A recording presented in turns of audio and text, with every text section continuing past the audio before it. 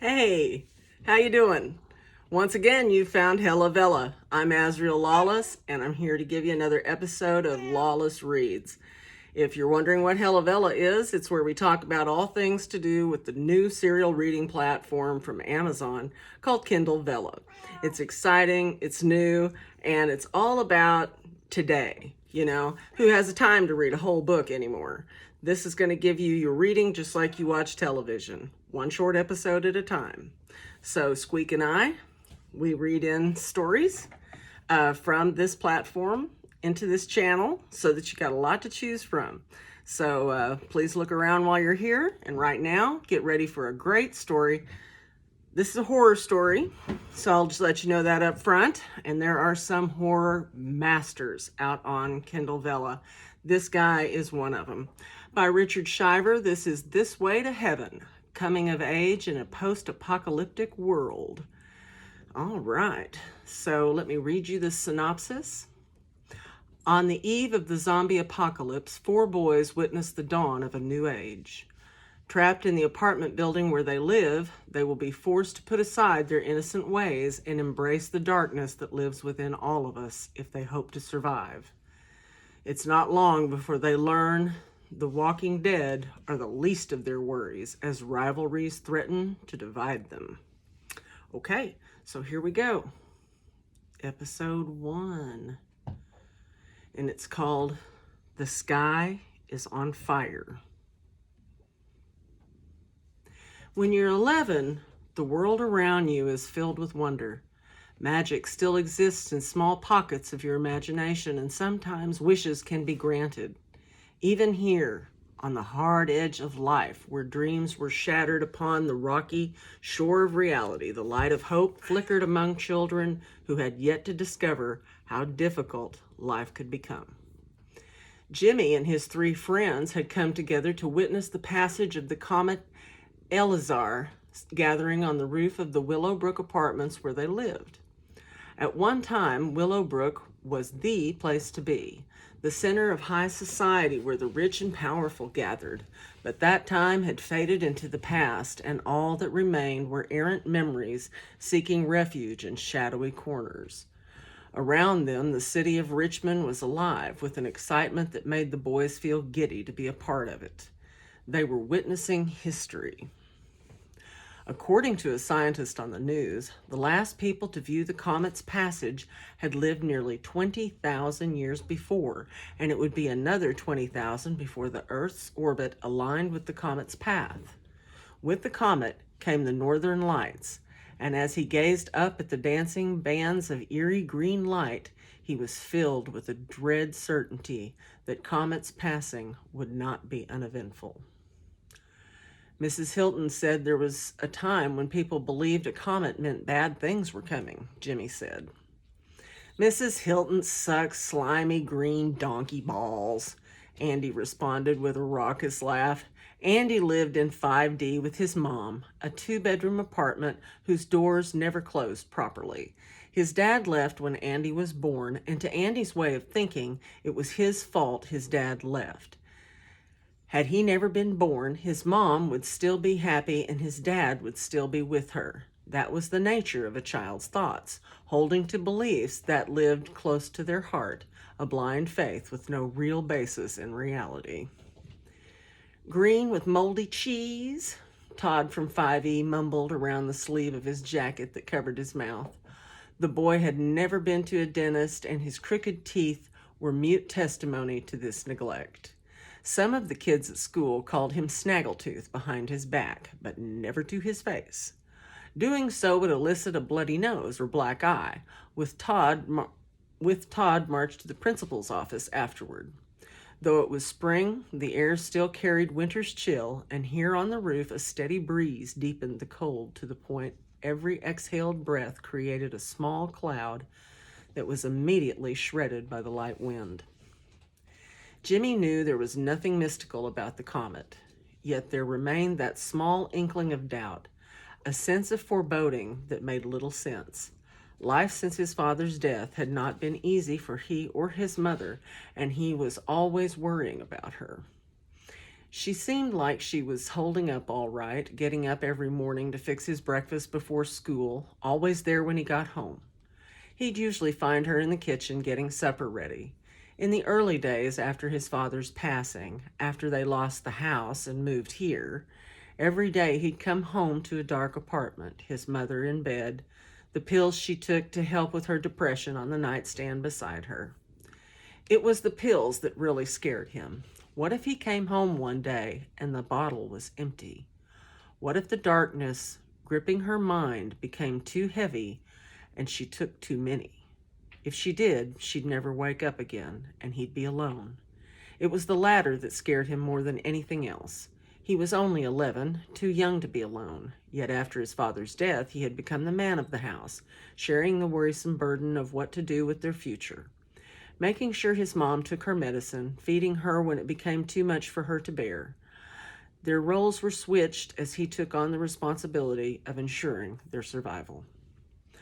On all the other rooftops around them, parties were in full swing as undulating ribbons of green light danced across the night sky, stretching from one horizon to the other, a light show Mother Nature was putting on just for them. It made Jimmy feel small, insignificant, a tiny cog in the magnificent machine that was the cosmos. For months, the news had been reporting about the near approach of the comet Eleazar. Tonight, they promised, would be the best time to view its passage as Earth passed through its tail. Because of the dust from the comet's tail in the upper atmosphere, the northern lights had drifted far enough south for Jimmy and his friends to watch them. The first clue that his sense of impending doom was more than a simple case of gas brought on by eating too many grilled cheese sandwiches came when Robert rushed onto the roof, terrified and out of breath. "What the hell's wrong with you?" Andy said as Robert collapsed at their feet, a quivering ball of flesh Jimmy found a little disgusting. He liked Robert and had been friends with him since Jimmy's first day in the building, but Robert was waging a losing battle with his weight. At the heart of his problem lay his love of Little Debbie cakes and the lack of desire to do anything more strenuous than play video games. He rarely went anywhere without 1 or 2 packs of peanut butter bars stuffed into his pocket and was known to lick the chocolate from the wrappers after eating the contents. Tears ran down Robert's face as he struggled to sit up, his breath hitching as he took off his glasses and wiped his eyes with the back of his hand. "It's Mom," he whispered between sobbing breaths. "What's happened? What did your dad do this time?" Todd said, kneeling beside Robert, placing a hand on his shoulder. Everyone on their floor knew about Robert's dad, a drunk who would come home late from work, sloshed as usual. Most nights he'd pass out on the couch or in his easy chair, but sometimes his rage at their current situation turned him into a monster. It looked like tonight was going to be one of those nights. According to Robert, they once lived on the outskirts of town in a large 4-bedroom house many would view as a mansion. That was until the economy faltered and his dad became unemployed. At first, it was great having his dad around all the time, but as the prospects for a job that paid enough to cover expenses dimmed and their savings dwindled, he started drinking. Some nights he would reminisce about what life was like before. It was on these nights he would take out his anger on the 2 people he professed to love the most, Robert and his mom. They all knew it was only a matter of time before his dad did something bad to his mom or Robert or both. Yet no one was willing to interfere. It was one of those things about living on the hard edge of polite society. People looked the other way to avoid getting involved in things that did not directly affect them. With their own set of problems, why add to their already full plate? Everyone felt it was something best dealt with inside the family. The people who lived here were at the end of the line, with only 2 options open to them, the street or the grave, culminating an endless struggle most rarely gave much thought to. Culminating an endless struggle most rarely gave much thought to. Here, your options were slim to none. There were more times than he could count that Jimmy had gone to bed hungry, usually towards the end of the month when it seemed there were too many days and not enough food stamps to stretch to the next payday.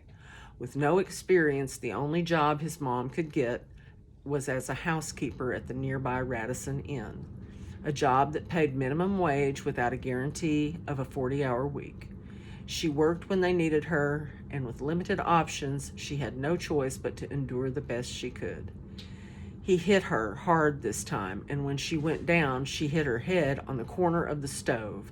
Robert's eyes were large and frightened behind his glasses, his cheeks stained with tears. "Is she all right?" "I don't know. She laid there for a minute, then got up." Here he visibly shuddered. "There's something wrong with her. She didn't look right." "What is it?" "Spit it out, retard. Don't make us guess," Wayne said. He was the tallest and oldest in their group and lived on the 4th floor with his mom and dad. Robert stopped, his expression growing hard. "I told you not to call me that." "What are you going to do about it?" Moving faster than expected, Robert launched himself from the rooftop, swinging wildly. Wayne stepped back, his normally smug features collapsing in fear as the back of his legs came against the edge of a low wall at the parapet running around the roof. Behind him waited a 6-story drop to the concrete sidewalk below. "Take it back," Robert shouted as he closed with Wayne, who held out his fist to defend himself. Andy and Todd tried to get between the combatants, but were too late, and Robert managed several good hits before they could pull him off. All right already. I'm sorry," Wayne said, trying to cover up his fear, but the others had seen it and exchanged knowing glances. Wayne was not as tough as he liked to believe. "I said take it back," Robert yelled as Andy and Todd remained between them, struggling to keep the boy back. "All right, fine. I take it back. What do I care anyway?" Wayne brushed his hands as if he were wiping away dirt. "Is your mom all right?" Jimmy said after they got Robert under control. Robert turned to look at Jimmy, his eyes wide with terror, sparkling against the doughy texture of his face. Jimmy experienced a quick flash of disgust that was washed away by an icy chill when Robert replied in a flat monotone, "She tried to chew my dad's face off." Robert's comment was punctuated by the sound of a siren in the distance. "The fuck you say?" "We better check on her," Todd said, and the others turned to look at him as if he were crazy. "Yeah, I don't think I'd want to check on her." That's it for now. This wasn't quite all of the first episode, so you'll have to click on the link that I leave you in the description under this video, and be sure and go and check this out. It is a good story, if you like scary stories. All right, this is Azriel Lawless. We'll see you next time here on Vella.